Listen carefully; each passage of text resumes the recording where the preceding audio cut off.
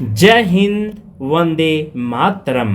मैं गारंटी लेता हूँ कि आज के बाद आपको कभी भी अलंकार पढ़ने की ज़रूरत नहीं पड़ेगा। झारखंड जेट, ठीक है, उसके बाद यूपी टेट, बिहार स्टेट, इन सभी परीक्षाओं में मैं गारंटी के साथ लेता हूँ कि 2 से 4 प्रश्न अलंकार के 100% आने की चांस है और पूछे भी जाते हैं। आज की क्लास में अलंकार को मैं टूटी फूटी गांव की भाषा एकदम सरल लैंग्वेज में बता दूंगा, ठीक है, ताकि जीवन में आप कभी अलंकार भूलने का चाह करके भी आप अलंकार नहीं भूल सकते हैं। अलंकार होता क्या है, सबसे पहले इस पॉइंट को समझिए। अलंकार, ठीक है, अलंकार जैसे अलंकार जेवलर से होते हैं तो ये सोने का, चांदी का, मोतियों का और लोहे का, तांबा का, इन सभी को, ठीक है, एक आकृति के रूप में माला बनाया जाता है। इन सभी तत्वों से एक अलंकार, एक माला बनाया जाता है, अलंकार बनाया जाता है। और उसी अलंकार को हमारी माँ बहन, आप, ठीक है, ये क्या करते हैं, अपने शरीर को सुंदरता बढ़ाने के लिए ग्रहण करते हैं, अपने शरीर में वो डालते हैं, सजाते हैं। इससे क्या होती है, नारी की सुंदरता में 4 चांद लग जाते हैं और नारी का आभूषण ही उसकी सुंदरता का पहला गहना होता है, ठीक है। वे आप दुकान जाएं, देखिए सोना चांदी खरीदने में बहुत इच्छुक होते हैं महिलाएं, लेकिन पुरुष उल्टा हो जाते हैं, ठीक है, पुरुष को कोई मतलब नहीं है।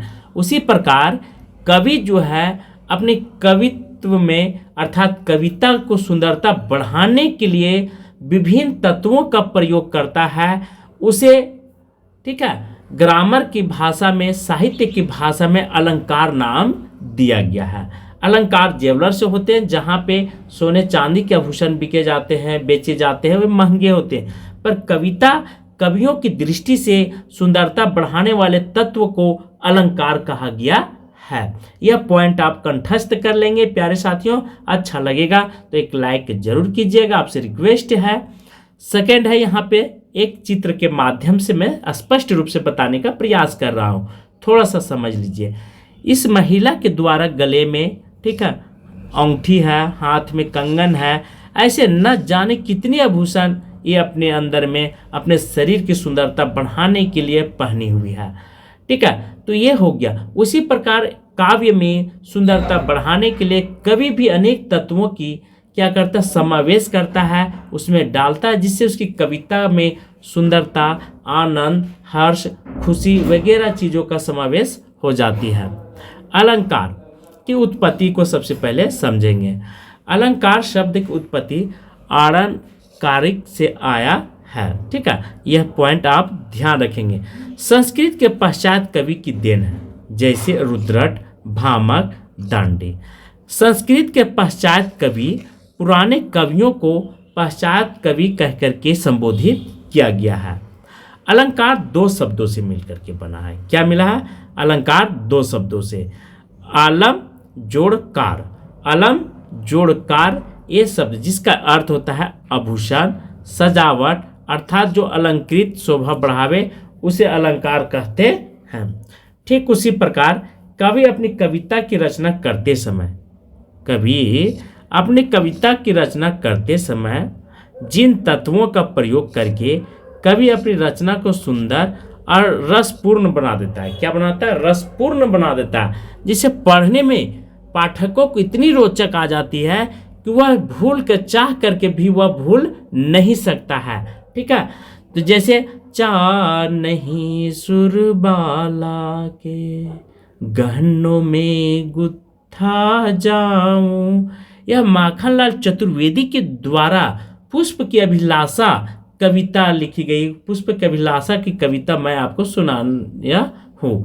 कितना सुंदर है, कितना मार्मिक है, ठीक है। तो ये चाह कर भी कवि जो कविता के द्वारा लिखी जाती है वह भूल नहीं सकते हैं।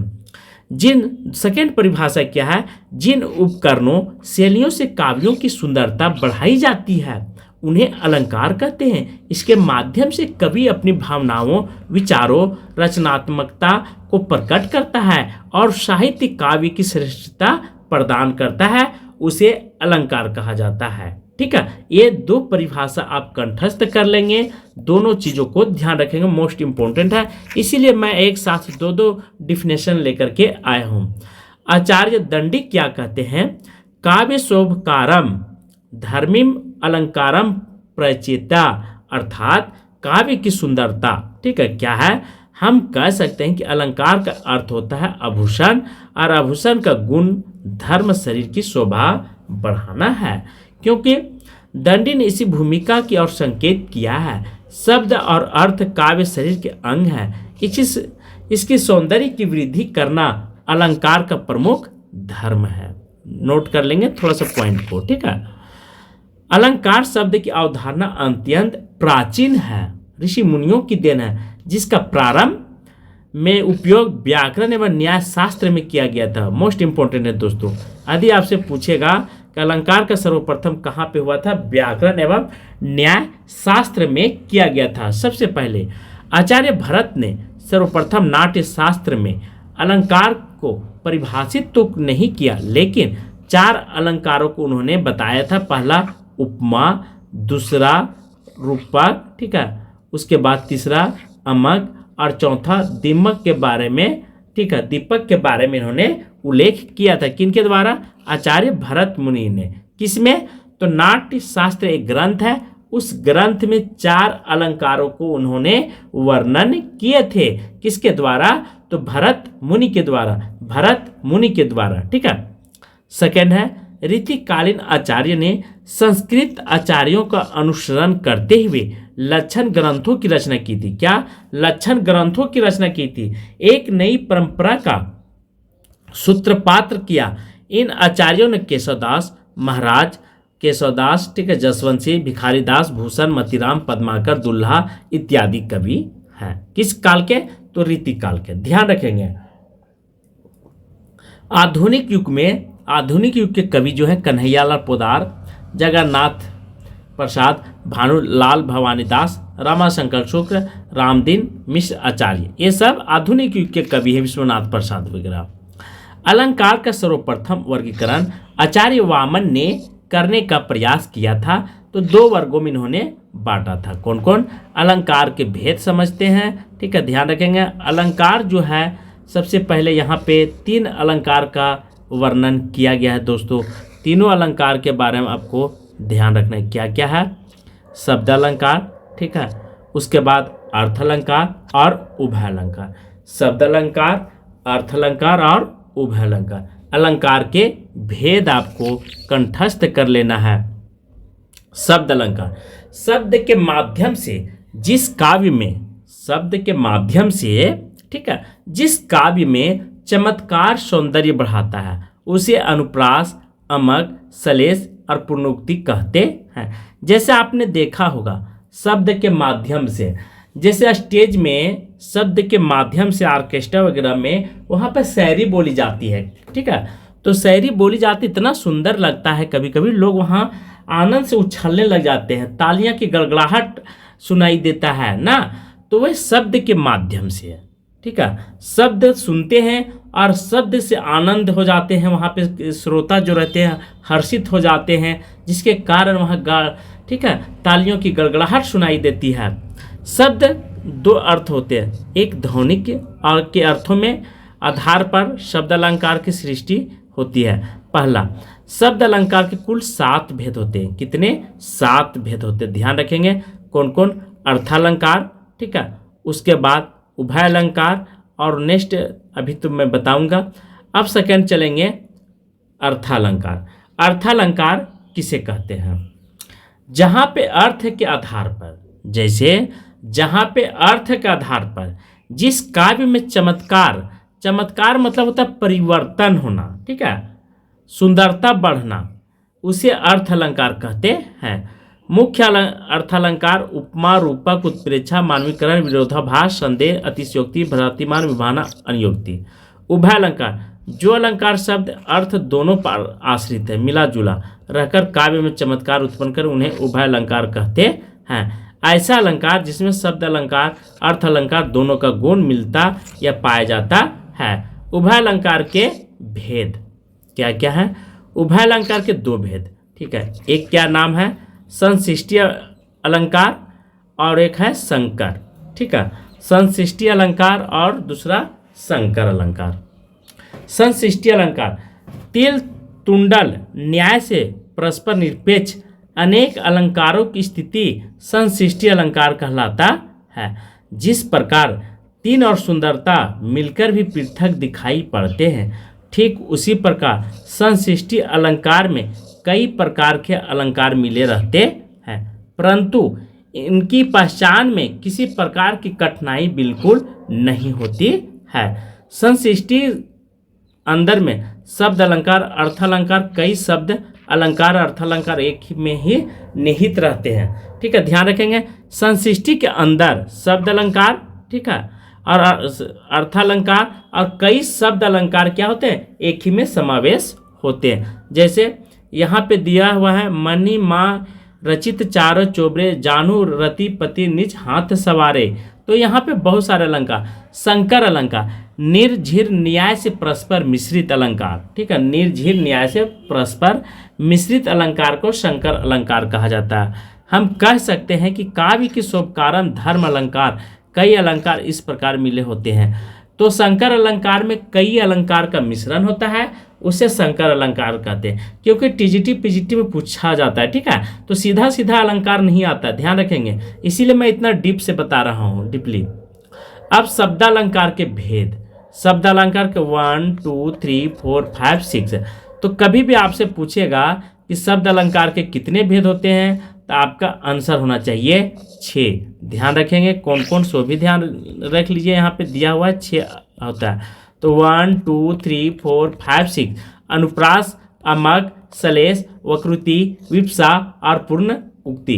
तो ये अलंकार के रूप हो जाते हैं। दोस्तों, अलंकार आपको हर हाल में ध्यान रखना है, इन सभी अलंकारों के बारे में विशेष करके ख्याल रखना है। ठीक है, तो पूर्ण अनुप्रास अलंकार हो जाता है, अमंक अलंकार, सलेश, वक्रुति, विप्सा, पूर्णोक्ति। कितने हो गए, 1 2 3 4 5 6।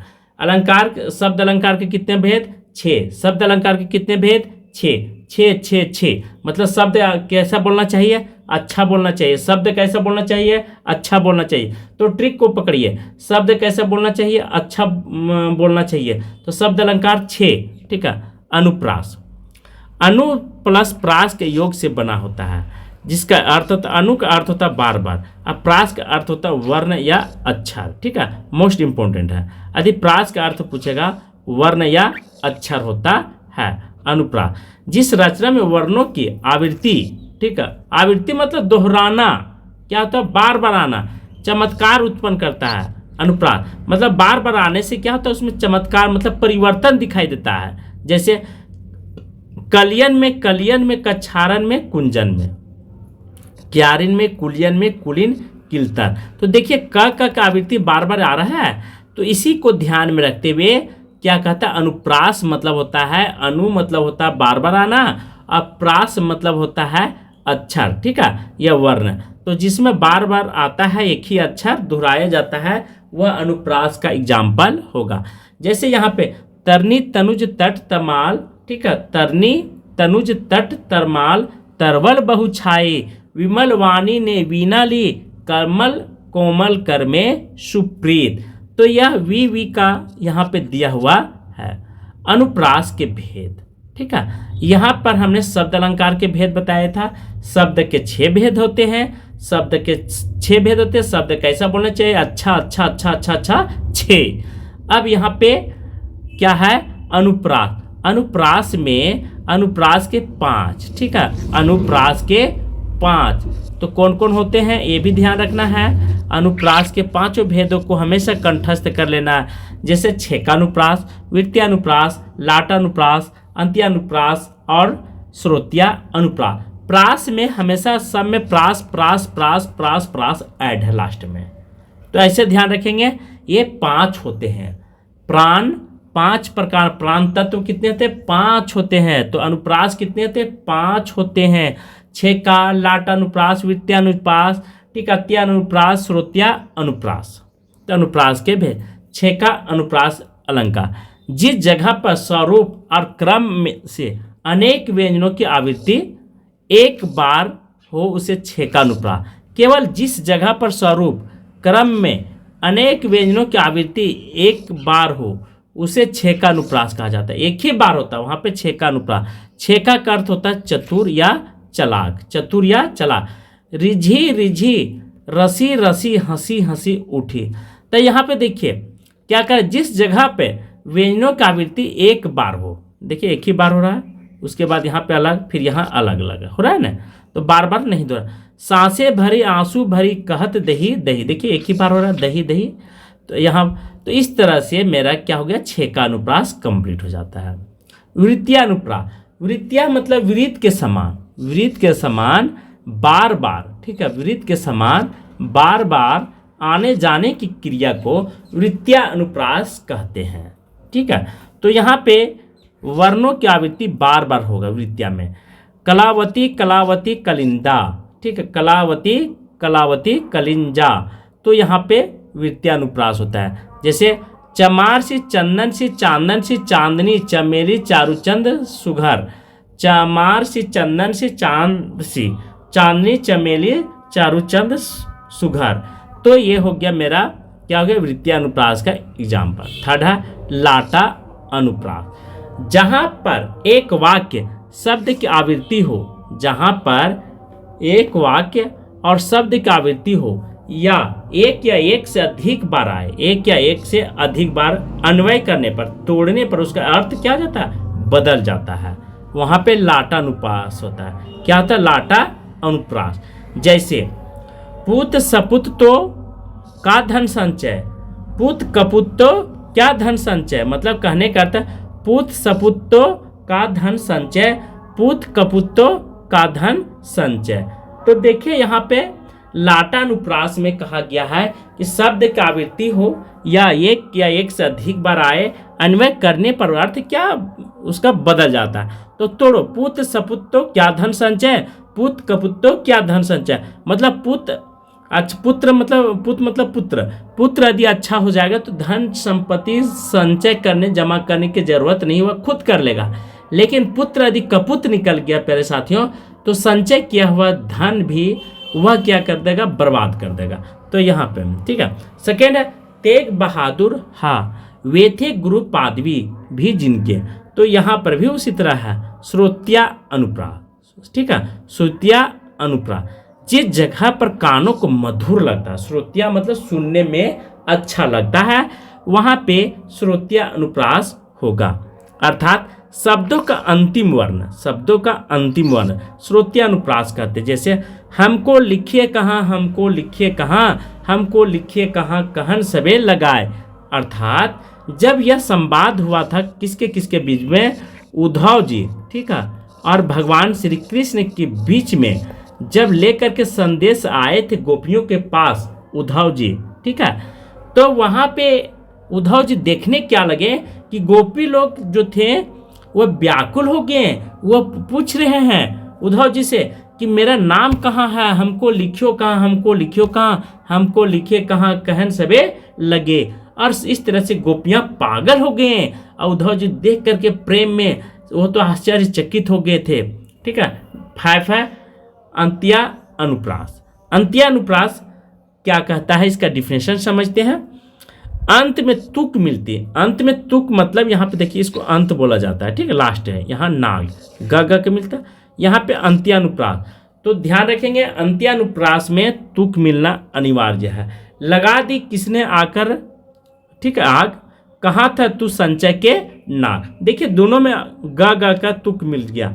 और एक चीज ग यहाँ भी है, शुरू भी है, ठीक है, लगा दी किसने आकर आग, फिर कहाँ था संचय के नाग, तो तुक मिलना जरूरी है। बिना तुक का, ठीक है, कविता हो या गाना हो कभी सुंदर लग ही नहीं सकता है। इसीलिए जो गायक होते हैं बहुत ही रोचक तरीके से कविता के लिखने का प्रयास करते हैं, गाना का, ताकि गाना सुरील लगे, ठीक है, श्रोता को सुनने में आसान होगा। इसीलिए अत्यानुप्रास इसे कहा गया है। ठीक है। नेक्स्ट है नाथ शंभु नाथ भंज निहारा होई कोई दास तुम्हारा। देखिए रा का यहाँ पे आया है कि नाथ शंभु नाथ भंज निहारा होई कोई दास तुम्हारा, अर्थात परशुराम का संवाद और भगवान लक्ष्मण और राम का संवाद यहाँ पे किया गया है। जब धनुष बाण तोड़ा गया था तो वह परशुराम जी गुस्सा गए थे, ठीक है, क्रोधित हो गए थे। तो वहाँ पे कहा गया था नाथ शंभुनाथ भंज निहारा, होई कोई दास तुम्हारा। तो इस तरह से कह करके विनम्र भाव से उनको उनकी क्रोध को, अग्नि को शांत करने का प्रयास किया गया था। फर्स्ट। अब यहाँ पे अमक अलंकार, जहाँ पे एक बार, ठीक है, जहाँ पे शब्द दो या दो से अधिक बार आए उसका अर्थ क्या हो जाता है, अलग अलग होता है, वहाँ पे अमक अलंकार होगा। क्या हो जाएगा, अमंग अलंकार। 3 बेर खाती थी 3 बेर खाती थी, तो ये अमंग अलंकार। काली घटा का घमंड घटा, नम मंडल का तारक वृंद खिले, अर्थात काली घटा का घमंड घटा, नम मंडल के तारक विंद खिले। कनक कनकते सो गुनी, मादकता अधिकाई है, ठीक है, नर खाए बोराई है, ठीक है, पाई खाए बोराई। मतलब कनक कनकते सो गुनी मादकता अधिकाई, ठीक है। अर्थात यहाँ पे कनक का अर्थ 2 प्रकार के, एक कनक मतलब सोना होता है, एक कनक मतलब धतूरा का दिया गया है। तो लोग धतूरा को पी करके भी बोरा जाते हैं और सोना पा करके, अधिक धन पा करके भी लोग क्या हो जाते हैं, बोरा जाते हैं, पागल हो जाते हैं। सेकंड है सलेस अलंकार, जहाँ पर शब्द में 2 अर्थ निकले वहाँ पे सलेस अलंकार होते। क्या होता है, सलेस अलंकार। जिस जगह पर सलेस की जगह, ठीक है, सलेस, जिस जगह पर सलेस की वजह से वक्ता के द्वारा बोले गए शब्दों का अलग प्रकार का अर्थ निकाल आता है, उसे सलेस वक्कृति अलंकार कहते हैं। रहीमन पानी राखिए, बिन पानी सब सून, पानी गए न उभरे, मोती मानस चुन रे भैया, मोती मानस चुन। तो यहाँ पे सलेस का अर्थ होता है चिपका हुआ। एक मतलब एक ही कविता में 2 अर्थ निकलता है। तो यहाँ पानी का 2 अर्थ निकलता है, मोती का भी 2 अर्थ निकलता है और पानी का भी। तो यह ध्यान रखेंगे, ठीक है। नेक्स्ट है वक्कृति अलंकार, जहाँ पर कहने वाला सीधा बोलने पर किसी दूसरे अर्थ लगा दे। अर्थात वक्कृति मतलब होता है, ठीक है, टेढ़ा मेढ़ा अर्थ बता दे, वक्कृति, ठीक है, वक्र के समान, ठीक है। तो बोले तो जाएगा सीधा, लेकिन अर्थ निकलेगा टेढ़ा। क्या निकलेगा, बोलने वाला, ठीक है, पर अर्थ क्या लगा देगा, दूसरा व्यंग्यात्मक हो जाएगा यहाँ पे। जैसे कहने वाला सीधा बोले पर सुनने वाला अर्थ लगा दे, उसे व्यंग्यात्मक और दूसरा अर्थ लगा देता है, ठीक है। जैसे द्वार पर को प्रिय हरि, तरु शाखा जाहू प्रिय मधुसूदन तेरो काम। तो यहाँ पे वक्कृति अलंकार 2 भेद होते हैं, काको विकृति होता है और एक सलेस वक्कृति। थोड़ा सा समझ लीजिए, काको विकृति किसे कहता है, ठीक है, वक्कृति जब वक्ता के द्वारा बोले गए शब्द को उसके कंठ ध्वनि कारण श्रोता कुछ अन्य प्रकार के अर्थ निकाले, उसे काको वक्कृति अलंकार कहते हैं। क्या कहते हैं, फिर से सुनिए पुनः। जब वक्ता के द्वारा बोले गए शब्दों को उसके कंठ ध्वनि के कारण श्रोता कुछ अन्य प्रकार के अर्थ निकाले तो वह काको वक्कृति होगा। प्यारे साथियों, सलेस में जिस जगह पर सलेस की वजह से वक्ता के द्वारा बोले गए शब्दों का अलग प्रकार के अर्थ निकाल कर आता है, वहां पे सलेस वक्कृति अलंकार होगा। जैसे रहीमन पानी राखिए, बिन पानी सब सून, पानी गए न उभरो, मोती मानस चून। तो यहाँ पे सलेस वक्कृति अलंकार होगा। मैं सुकुमारी नाथ बन जोगी, ठीक है, पूर्ण उक्ति अलंकार। ध्यान रखेंगे, अलंकार 2 शब्दों से यह मिलकर के बना है।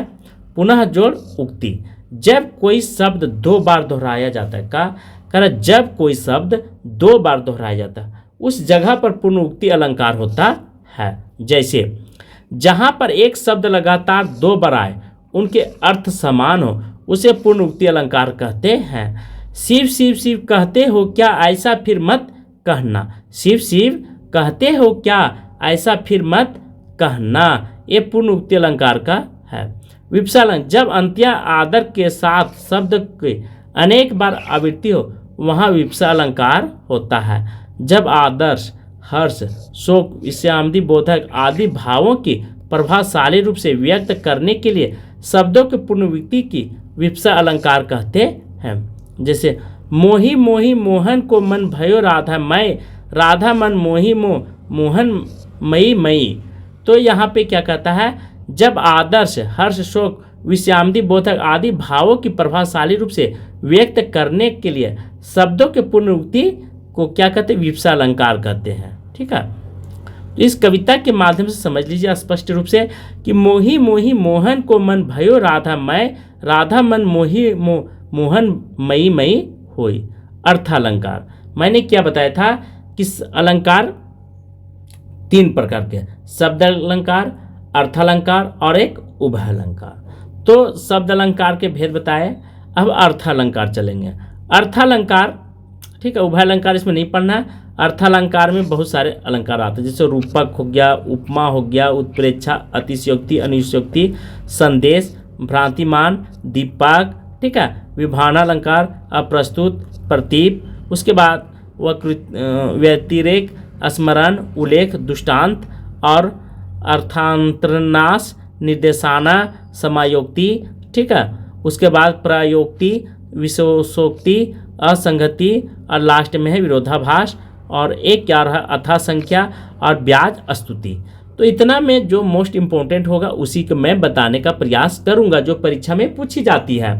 उपमा अलंकार, सबसे पहले आप उपमा अलंकार का दृष्टि डालेंगे, जहां पर एक वस्तु या प्राणी की तुलना दूसरे प्रसिद्ध वस्तु या प्राणी से किया जाता है। क्या कह रहा है क्वेश्चन उपमा का, जहां पर वस्तु या प्राणी की तुलना दूसरे प्रसिद्ध वस्तु या प्राणी से किया जाता है, ठीक है, वहां पर उपमा अलंकार होता है। नलिमा चंद्रमा जैसी सुंदर है, क्या होता है, जहां पर एक वस्तु या प्राणी की तुलना दूसरे प्रसिद्ध वस्तु या प्राणी से किया जाता है, ठीक है, दूसरे प्राणी से किया जाता है। जैसे उपमा, जिसको उपमा दी जाए, क्या कहता है, जिसको उपमा दी जाए, अर्थात जिसका वर्णन हो रहा है। उपमा मतलब होता है वर्णन, जिसे उपमा या प्रस्तुत कहते हैं। चांद सा सुंदर मुख, चांद सा सुंदर मुख, तो ये उपमान वह प्रसिद्ध वस्तु या प्राणी जिसे उपमय की तुलना की जाए, वह प्रसिद्ध वस्तु या प्राणी जिसे उपमय की तुलना की जाए उपमान कहलाता है, उसे प्रस्तुत भी कहा जाता है। ठीक है, उपमान में ध्यान है, वह प्रसिद्ध वस्तु या प्राणी जिससे उपमय की तुलना की जाए उपमान कहलाता है। साधारण धर्म, क्या साधारण, उपमय और उपमान में पाया जाने वाला, ठीक है, परस्पर समान गुण होते हैं। साधारण धर्म में क्या कहता है, उपमय और उपमान में पाए जाने वाला परस्पर समान गुण वाचक शब्द है। उपमय और उपमान में समानता प्रकट करने वाला शब्द है। उपमय और उपमान में समानता प्रकट करने वाला शब्द ज्यों, सम, सासी, तुल्य आदि वाचक शब्द कहलाते हैं। हरिपद कोमल कमल से, हरिपद कोमल कमल से, हाय फूल सी कोमल बच्ची। ठीक है, रूपक अलंकार, जहाँ गुण की अत्यंत समानता के कारण उपमय तथा उपमान का अभेद आरोप कर दिया जाए, वहाँ पे रूपक अलंकार होता है। जहाँ पे गुण की अत्यंत समानता के कारण उपमय और उपमान का अभेद आरोप कर दिया गया, वहाँ पे रूपक अलंकार होता है। जहाँ उपमय को उपमान का रूप मान लिया जाता है, वहाँ रूपक अलंकार होता है। जैसे मैया मैं तो चंद खिलौने लूँ, मन सागर मनसा लहरी, बूढ़े बहे अनेक। ये रूपक अलंकार का एग्जाम्पल है दोस्तों, ध्यान रखेंगे। किसका है, रूपक अलंकार का। तो रूपक अलंकार क्या सिखलाता है हमें, जहां गुण की अत्यंत समानता के कारण उपमय उपमान का अभेद, ठीक है, कोई भेद पता न चले, ठीक है, वे वहां पे आरोप का मतलब आरोप कर दिया जाता है, वहां रूपक अलंकार हो गया। अर्थात जहां उपमय उपमान का रूप मान लिया जाता है, वहां रूपक अलंकार। मैया मैं तो चंद खिलौने लूँ, अब यहाँ पे खिलौना का 2 अर्थ है और चंद का। मैया मैं तो चंद खिलौना, चंद्रमा के समान, क्या करें, चंद्रमा के समान खिलौना लेने की बात करें कौन, बजरंगबली जी ना। मैया मैं तो चंद खिलौने लूँ, और चंद्रमा के समान कृष्ण भगवान भी कहते हैं कि मैं चंद्रमा के समान मैं खिलौना लूँगा। तो इस तरह से यशोदा मैया क्या हो जाते हैं, व्याकुल हो जाते हैं कि ये तो चंद्रमा के समान खिलौना मांग रहे हैं, उनको पता नहीं होता है। तो मन सागर मनसा लहरी बूढ़े बहे अनेक। अब नेक्स्ट है उत्प्रेक्षा, जहाँ पे उपमा की संभावना अथवा कल्पना कर लेती, मान लिया जाता है संभावना, वहाँ पे उत्प्रेक्षा अलंकार होता है। जहाँ पे समानता के कारण उपमेय समान, ठीक है, संभावना या कल्पना की जाए, वहाँ पे उत्प्रेक्षा अलंकार होता है। मानो मानो, ठीक है, जानू जानू जनहू आदि शब्द से इसको संबोधित किया जाता है उत्प्रेक्षा अलंकार को। जैसे कहती हूँ तो उत्तरा के नेत्र में जल से भर गए, कहती हूँ यूँ उत्तरा के नेत्र में जल से भर गए, ठीक है। तो यहाँ पे देखिए यूँ आ गया, ऐसे आपको ध्यान रखना है। और हेम के कणों से पूर्ण मानो हो गए पंकज नए, जबकि दोनों में वास्तविक विरोध नहीं है। तो ये उत्प्रेक्षा अलंकार का स्पष्ट एग्जाम्पल है। नेक्स्ट है बिहारी की इस दोहे से पीताम्बर धारी सांवले सलोनी सी कृष्ण को देखकर यह उद्भावना की गई कि मानो नीलम की पर्वत पर प्रातः कालीन सूर्य की किरणें की क्रांति विराजमान हो रही। ये कह रहा है कविता कर, क्या है कविता, मोहन ओढ़े पीत पट श्याम सलोनी गात, मानो नीलमणि सेल पर आतप परियो प्रभात। अर्थात ये बिहारी की कविता है। पीताम्बर मतलब भगवान विष्णु की बात करें, जैसे ही पृथ्वी पर, ठीक है, सूर्य की किरण पड़ती तो चारों तरफ पीले पीले, ठीक है, गोल्डन कलर का क्या हो जाता है, दिखाई देने लग जाता, लगता है मानो पूरे पृथ्वी पर क्या हो गया है, कृष्ण के मतलब सूर्य की किरण पड़ने पर पूरे सोने की कलर छा गया है। वैसा यहाँ पे इस बढ़ा चढ़ा कर बिहारी जी ने दिखाने का प्रयास किए कविता के माध्यम से। जैसे मानो माई घन घन अंतर दामनी, घन दामनी दामनी घर अंतर, शोभित हरि वज्र भामनी। तो ये भी पंक्ति बहुत सुंदर है। अतिशयोक्ति क्या, जहाँ पे बढ़ा चढ़ा करके कविता को कहा गया।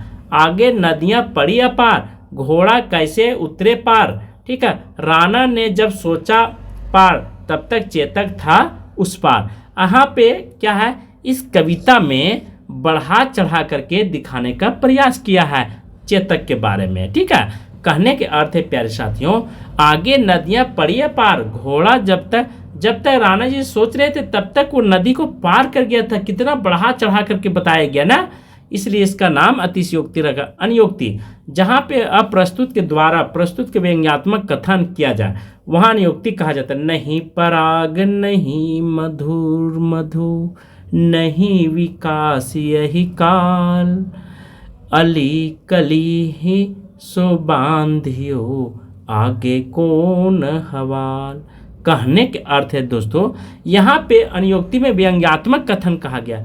नहीं पराग नहीं मधुर मधु, जब जैसी कि कविता लिखी गई थी, ठीक है, बिहारी के द्वारा, तो होता क्या था, वह अपने, ठीक है, रंगीन दुनिया में अर्थात इतने मग्न हो गए थे कि उनको राजतंत्र के राज के बारे में, अपनी प्रजा के बारे में जरा से भी दिखाई नहीं दे रहा था। तो वह कविता के माध्यम से उनको बुलाने का प्रयास करते हैं, जगाने का प्रयास करते हैं कि अपना कर्तव्य को आप निष्ठापूर्वक निर्वहन कीजिए। भ्रांतिमान, जहाँ, ठीक है, जिस कविता का सुनकर अर्थात भ्रमवश पैदा हो जाए उसे भ्रांतिमान कहते हैं। सुनने से ही पता चल रहा है कि भ्रांतिमान नाम से पता चल रहा है, जहाँ पे भ्रम पैदा हो। वृंदवन विहर फिरे राधा नंद किशोर, नीरद आमने जानी संग डोले बोले मोर। ये भ्रांतिमान का। दीपक, जहाँ उपमेय और उपमान दोनों एक धर्म कहा जाए, जहाँ दीपक अलंकार होता है, जहाँ अर्थात जिस प्रकार एक स्थान पर रखा हुआ दीपक अनेक वस्तुओं को प्रकाशित करता है उसे दीपक कहा जाता है, ठीक है। अर्थात कहने का अर्थ दोस्तों, उपमेय उपमान दोनों एक धर्म कहा गया है। दीपक अलंकार होता है जहाँ जिस प्रकार एक स्थान पर रखा जाए दीपक अनेक प्रकार को। मुख और चंद शोभते हैं, पिता मरण का शोक नहीं सीता हरण जाने का। मतलब एक तरफ पिता का मरण का हो गया, दूसरी तरफ सीता जाने का शौक हो गया। तो एक शोक मिटा नहीं, एक दुख मिटा नहीं कि दूसरा दुख प्रारंभ हो जाती है। लक्ष्मण हाय शोक गिरध के मर जाने का। तो इस तरह से क्या होता है कि एक तरफ फिर उधर भी हो जाता है, जब वनवास में रहते हैं तो उधर मृग का हो जाता है, लक्ष्मण उधर कहते हैं हाय लक्ष्मण, लेकिन वह वास्तव में सही नहीं होता है। तो मुख चंद्र शोभते हैं, पिता मरण का शोक न, सीता हरण जाने का। तो ये दीपक अलंकार का, दीपक का अर्थ होता है उपमेय उपमान दोनों का एक धर्म कहा जाए, दोनों का धर्म क्या एक ही है, ठीक है। क्या शोक मुख में पिता का शोक और उधर सीता का शोक, दोनों का दुख क्या, दोनों का धर्म क्या एक ही है, ठीक है। नेक्स्ट विभाना, विभान पद चले सुन बिन कान्हा, कर बिन कर्म विधि नाना, आनन रहित सकल रस भोगी, बिनवानी वक्ता बड़ जोगी, बिनवानी वक्ता बड़ जोगी। कहने के अर्थ है प्यारे साथियों, ईश्वर न तो सुनते हैं, न देखते हैं, न चलते हैं, न खाते हैं बिना मुख के, वे सारे कार्य, ठीक है, ऐसे कर लेते हैं बिना पद के, बिना मुख के, बिना कान के, सब कुछ वे श्रवण कर लेते हैं। इस कविता का आशय यही है। संदेह अलंकार, जहाँ किसी वस्तु को देखकर संचय बना रहे, क्या कहते हैं, संचय बना रहे, वहाँ संदेह अलंकार होता है। सारी बीच नारी, नारी बीच सारी, नारी बीच सारी की सारी बीच नारी, कि सारी की है नारी है, नारी की है सारी। कहने का अर्थ है प्यारे साथियों कि जब, ठीक है, पांचों पांडव ने हार गए थे, ठीक है, तो उन्होंने दाव पर किसको लगा दिया था, ये भी ध्यान रखेंगे।